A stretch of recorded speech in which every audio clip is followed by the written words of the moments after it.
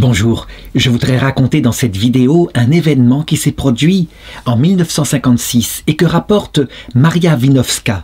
Pour ceux qui ont à peu près mon âge, ils connaissent. C'est un écrivain polonais profondément catholique qui a réuni des histoires qui se passaient de l'autre côté du rideau de fer, dans le monde communiste.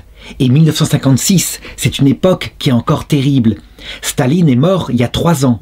Et Staline, on peut le dire, c'est un génocidaire. C'est un monstre à peu près équivalent à Adolf Hitler. On peut dire que on peut même pas imaginer les crimes dont il a été coupable parce que tout simplement, il n'y a pas eu, comme pour les crimes nazis, des cinéastes juifs capables de mettre en scène la façon dont il a organisé des famines, dont il faisait des quotas d'élimination. Toujours est-il que, à la fin de la Seconde Guerre mondiale, eh bien, toute une partie de l'Europe est tombée sous la coupe communiste et se sont développés, en particulier en Hongrie, ce qu'on pourrait appeler un athéisme officiel, militant.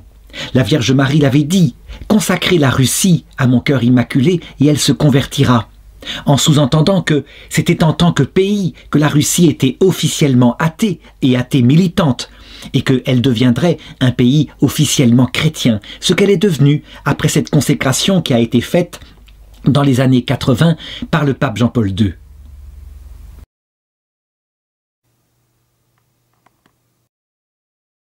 Et donc cette histoire lui a été racontée par le père Norbert, qui avait été témoin de l'insurrection de 1956 et qui, comment dirais-je, qui parlait d'un village à peu près 1500 habitants où s'était passé l'événement.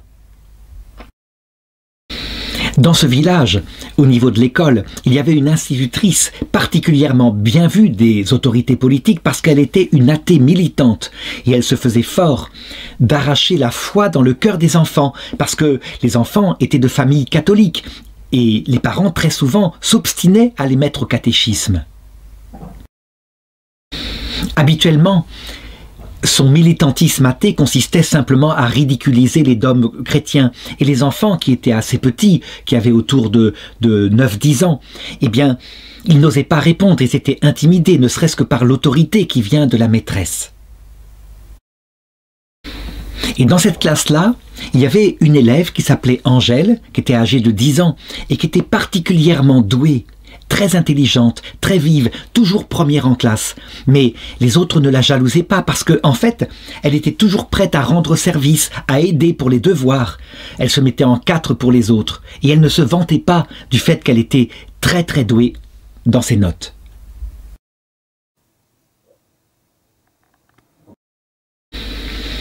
Un jour, elle vint voir le père Norbert pour lui demander la possibilité de la communion quotidienne. Et le père Norbert était assez inquiet, lui dit « Mais tu seras repéré par la maîtresse, tu sais à quoi tu t'exposes, elle ne te lâchera pas. » Et la petite fille de dire « Oh, ce n'est pas grave, je travaillerai encore plus, mes notes seront meilleures encore, elle ne pourra rien me reprocher. »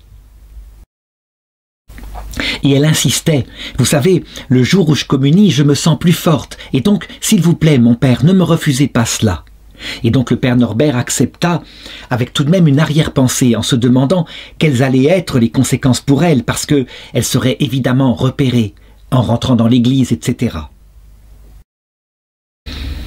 Alors, on pourrait tout de même se demander, mais comment se fait-il que, en Hongrie, pays officiellement athée, la foi catholique se développait, se fortifiait et subsistait avec une telle force? Eh bien, on doit l'analyse aux dissidents soviétiques qui s'appelait Solzhenitsyn. Lui, il avait connu les goulags soviétiques et il disait « Là-bas, on identifiait l'ennemi de la foi. On voyait bien, c'était des arguments carrés, c'était net, il y avait une lutte et donc ne serait-ce que pour garder notre liberté intérieure, eh bien, on se battait pour garder à l'intérieur du cœur notre foi. Et quand il a été exilé en Occident, qu'il est arrivé dans les villes américaines en particulier, il s'est rendu compte qu'en fait, la foi était beaucoup plus attaquée. Pourquoi?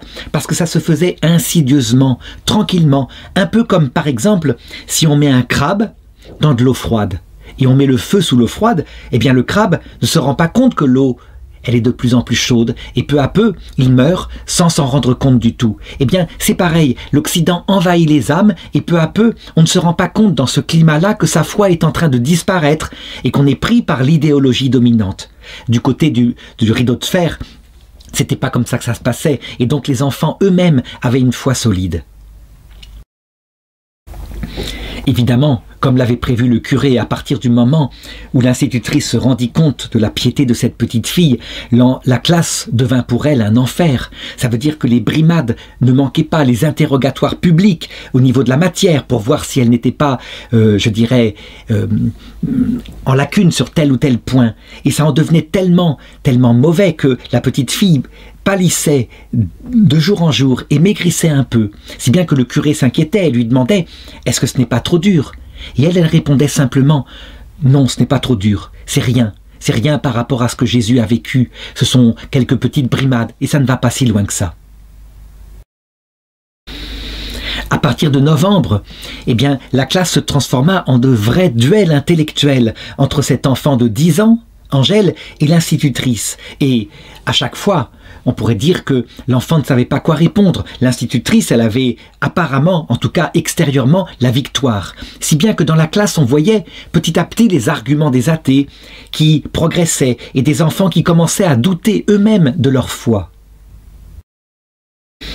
Angèle, quant à elle, eh bien, elle n'avait peut-être pas les arguments intellectuels pour répondre à l'argumentation philosophique athée de la maîtresse, mais il lui restait la prière et la confiance en Jésus. Et puis, les choses tournèrent, je dirais à leur sommet, le 17 décembre exactement, quand l'institutrice qui s'appelait Madame Gertrude arriva en classe ce jour-là et manifestement, elle avait un sourire, elle avait inventé un nouveau défi. Sans doute pour prouver quelque part que Jésus, c'était quelque chose de ridicule. Il faut dire que des gens avaient mis des illuminations de Noël, que la crèche avait été dressée déjà en vue de Noël, et donc l'enfant Jésus était fêté. Et donc à un moment donné, eh bien, elle pose la question à Angèle qui se lève en disant « Angèle, devant la classe, je te demande comme ça, quand tes parents t'appellent et que tu es dans la maison, tu fais quoi ?» Eh bien, je descends parce qu'ils m'appellent. Très bien. Et quand tes parents appellent le ramoneur pour s'occuper de la cheminée, qu'est-ce qu'il fait le ramoneur? Eh bien, il vient ramoner la cheminée. Et la petite fille ne voyait pas où la maîtresse voulait en venir. Elle sentait bien qu'il y aurait un piège là-dessous, mais lequel viendrait, elle ne pouvait pas le deviner. En tout cas, elle avait les yeux baissés, elle était un peu rougissante, vaguement inquiète de ce qu'allait se produire par la suite. Pourquoi est-ce qu'il vient le ramoneur? Ben, tout simplement parce qu'il existe et qu'il peut se déplacer. Quand tu appelles maintenant ta grand-mère qui est morte l'année dernière, d'après ce que j'ai su, est-ce qu'elle vient? Et la petite Angèle de répondre, ça m'étonnerait, elle ne va pas venir comme ça, hein? Bravo, tu as raison. Et quand tu appelles Barbe Bleue ou le petit Chaperon Rouge, est-ce qu'ils viennent? Quand tu leur téléphones, est-ce qu'ils viennent? Ben non, non, non, c'est des contes, tout le monde le sait, ils n'existent pas. Et on voyait que l'institutrice avait les yeux brillants et un doux sourire comme ça. On sentait qu'elle triomphait et on commençait à deviner où elle venait en venir. Toujours est-il qu'elle fit la leçon aux enfants, elle est prête à témoin. Parfait, parfait. On dirait aujourd'hui que l'intelligence d'Angèle se délie. Vous voyez donc, mes enfants, que les vivants, ceux qui existent, répondent à l'appel. Par contre, ceux qui ne répondent pas, ne vivent pas ou ont cessé d'exister. C'est clair, n'est-ce pas? Et les enfants répondent en chœur « Oui, madame, c'est très clair. » Alors, maintenant, faisons une petite expérience. Angèle, tu veux bien sortir, aller dans le couloir 1 minute? Et elle va dans le couloir. Et tandis qu'elle a fermé la porte, elle dit aux enfants « Maintenant, appelez Angèle, on va voir si elle va venir. » Et les enfants qui se prennent au jeu, qui ne voient pas du tout non plus où elle veut en venir, l'appellent « Angèle, Angèle !» Et elle vient, elle ouvre la porte et elle se remet à sa place.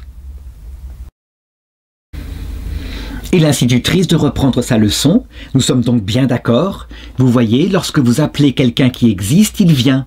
Et lorsque vous appelez quelqu'un qui n'existe pas, il ne peut pas venir.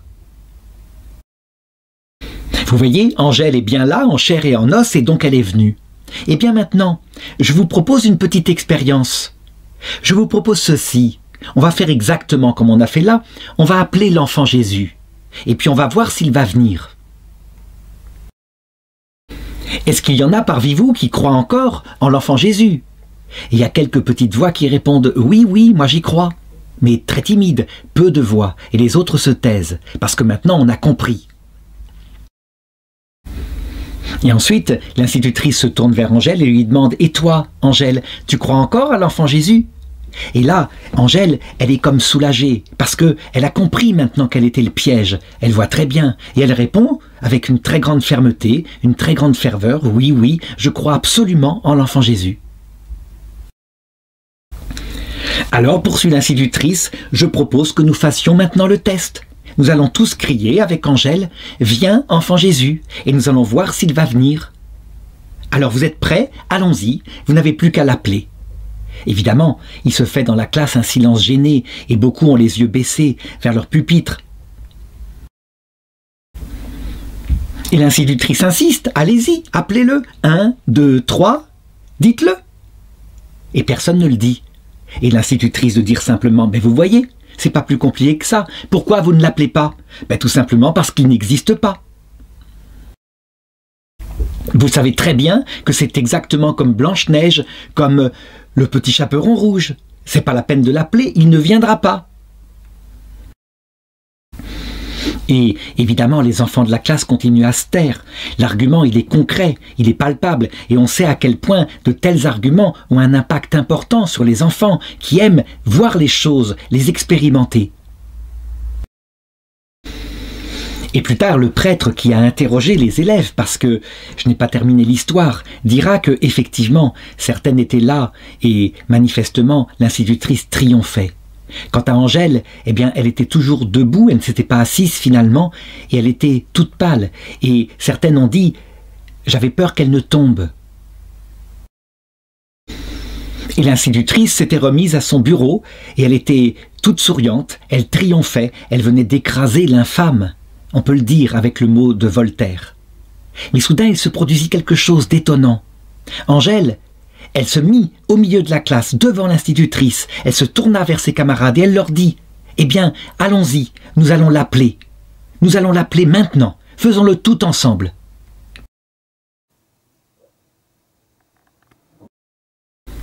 Et elle commença à dire « Viens, Seigneur Jésus !» Et les petites filles étaient là, stupéfaites, et elles se levèrent une par une, et elles étaient là avec les mains jointes et concentrées dans leur prière, et elles disaient avec elles « Viens, Seigneur Jésus !» et puis de plus en plus fort « Viens, Seigneur Jésus !» L'institutrice, évidemment, était stupéfaite, elle ne s'attendait pas à cela. Et puis les enfants continuaient de dire avec grande ferveur « Viens, enfant Jésus, viens !» Le cri était de plus en plus fort, et en réalité, elles étaient là pour Angèle, qui était un petit peu comme le chef, la chef bien-aimée de la classe, et elle s'attendait véritablement à une réaction violente de la maîtresse, mais certainement pas à ce qui s'est passé par la suite.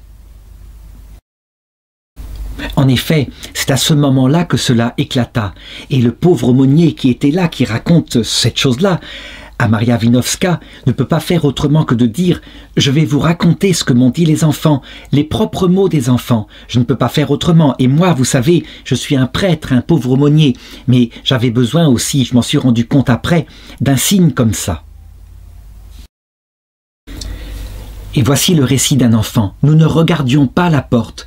Nous regardions le mur en face et sur ce fond blanc, le visage d'Angèle. Et c'est la porte, cependant, qui s'est ouverte sans bruit. Et nous nous en sommes aperçus car toute la lumière du jour s'enfuit soudain vers la porte.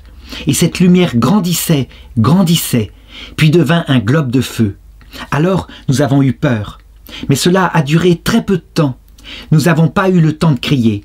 Et le globe s'est entrouvert, et dans ce globe, il est apparu un enfant, qui était ravissant comme jamais encore nous n'en avions jamais vu.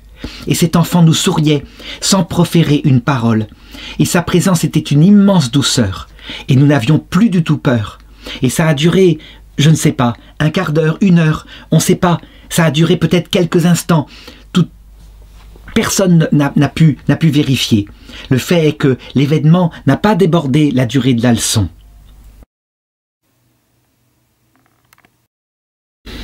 L'enfant était vêtu de blanc et ressemblait à un petit soleil, et c'est lui qui produisait de la lumière. L'éclat du jour semblait noir à côté. et certaines d'entre nous étaient éblouies et en avaient mal aux yeux, et d'autres contemplaient le petit enfant sans peine. Et il n'a rien dit, il ne faisait que sourire, puis il a disparu dans le globe, et la lumière s'est fondue peu à peu, et la porte s'est doucement refermée. Et nous étions là, stupéfaites, et nous étions ravis, nous étions inondés de joie. Et puis soudain, nous n'en pouvions pas, nous nous sommes toutes mis à crier « Il est venu, il est venu !» Et l'institutrice était là qui criait aussi « Il est venu, il est venu !» Et puis elle s'est enfuie en claquant la porte. Et nous sommes restés toutes seules dans la classe, et il y avait Angèle qui était là, toute souriante, toute pâle, et qui a dit simplement « Maintenant, nous pouvons le remercier, il est venu. » Et toutes, nous nous sommes mis à genoux, et nous avons récité un Notre Père, un Ave Maria, un Gloire au Père, au Fils et au Saint-Esprit. Et ensuite, nous avons quitté la classe, nous sommes allés en récréation. Et puis, nous l'avons raconté à nos parents. Et ça s'est ébruité, non seulement dans le village, mais dans toute la région. Évidemment, le prêtre du village fut le premier informé, et donc il voulut faire une enquête sérieuse et interroger les élèves une par une pour voir s'il n'y avait pas eu une espèce de préparation entre elles. Et pas du tout. Mais il constatait que, sur un point, le récit différait. Certains disaient qu'il était resté longtemps, d'autres quelques secondes. Certains disaient qu'il était lumineux et qu'on ne pouvait pas supporter sa lumière, et d'autres qu'on pouvait le regarder sans problème. On trouve ce même genre d'hésitation dans le récit de saint Paul lorsqu'il était sur le chemin de Damas et qu'il vit Jésus, et il ne sait pas si les autres virent la lumière ou ne la virent pas, ou entendirent la voix ou ne l'entendirent pas. Il y a un flou, pareil, tellement c'est fort comme expérience. Ce qui était frappant aussi, c'est que pour les enfants, eh bien, c'était quelque chose qui était naturel maintenant, comme si c'était naturel, et elle disait, ben, nous étions en panne, on était coincés, et donc il est venu à notre aide, tout simplement. Quant à mademoiselle Gertrude, l'institutrice, elle n'est jamais revenue donner cours à l'école. On a entendu dire qu'elle a été mise en hôpital psychiatrique, mais il ne faut pas croire qu'elle est devenue folle, hein. Elle disait simplement « il est venu », et à cette époque-là, quand on disait des choses comme cela, et que peut-être on avait découvert la foi, on était mis facilement en hôpital psychiatrique. Ça veut dire qu'on avait des hallucinations. C'était ça le système soviétique.